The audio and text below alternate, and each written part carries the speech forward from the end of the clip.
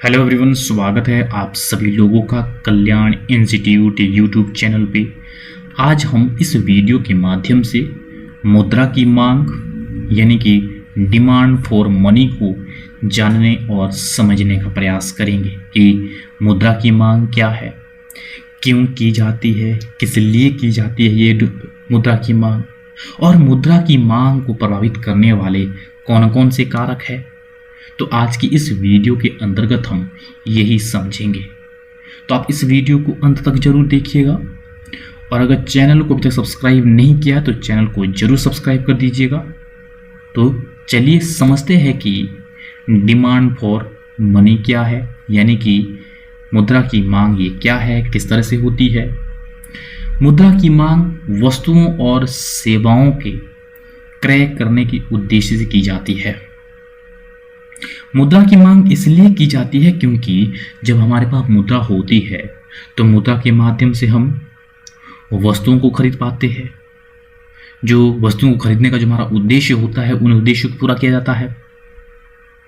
तो इसीलिए जो मनी की डिमांड की जाती है वो इसलिए की जाती है क्योंकि उसके माध्यम से हम अपने उद्देश्यों को पूरा कर पाते हैं।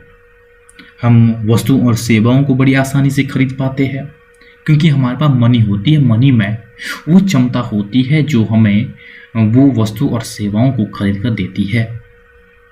आय का वह भाग जो वस्तु एवं सेवाओं के क्रय करने के उद्देश्य से नगद फॉर्म में रखा जाता है वह मुद्रा की मांग कहलाती है। जब हम आय प्राप्त करते हैं या हमारे पास जो पैसा होता है वो आय के रूप में होता है, तो वो किस तरह से हमें वस्तु और सेवाओं को क्रय करने की क्षमता प्रदान करता है। और इसीलिए हम नगद रूप में हर समय मुद्रा को रखना चाहते हैं ताकि हम हर समय वस्तु और सेवाओं को बड़ी आसानी से मुद्रा के माध्यम से प्राप्त कर सके। तो इसीलिए मुद्रा की डिमांड की जाती है और हम अपने पास उस मुद्रा को रखना चाहते हैं।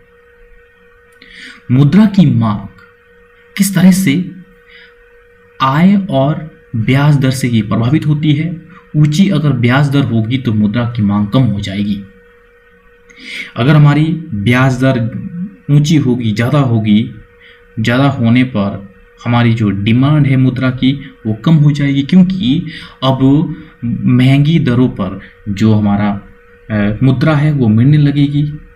तो ऐसे में यहाँ पर मुद्रा की डिमांड कम हो जाएगी।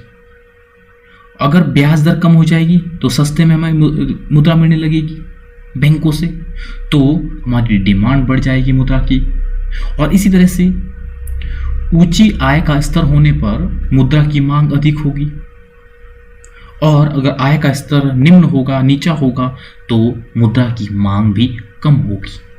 तो इस तरह से ये आय का स्तर और ब्याज दर मुद्रा की मांग को प्रभावित करती है। तो ये है डिमांड फॉर मनी कि मुद्रा की मांग क्या है और किस तरह से होती है। अब हम इसके बाद ये समझते हैं कि मुद्रा की मांग को प्रभावित करने वाले कौन कौन से कारक हैं। जैसे हमने पहले समझा कि ब्याज की दर भी मुद्रा की मांग को प्रभावित करता है, और इसी तरह से आय का स्तर वो भी मुद्रा की मांग को प्रभावित करता है।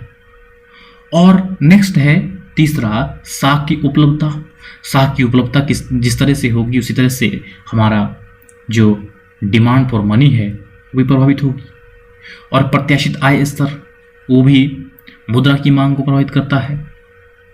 और आय एवं व्यय के बीच का जो अंतर है वो भी हमारी मुद्रा की मांग को प्रभावित करता है। तो इस तरह से ये मुद्रा की मांग को प्रभावित करने वाले ये कारक है।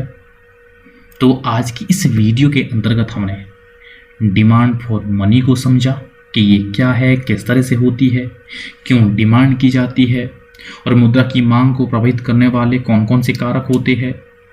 तो हमने आज की इस वीडियो के अंतर्गत ये समझा। तो मुझे उम्मीद है कि आपके लिए जो ये वीडियो काफ़ी उपयोगी रहा होगा। और अगर चैनल को अभी तक सब्सक्राइब नहीं किया है तो चैनल को जरूर सब्सक्राइब कर दीजिएगा और मुझे दीजिएगा इजाज़त। और आप सभी लोगों का बहुत बहुत शुक्रिया।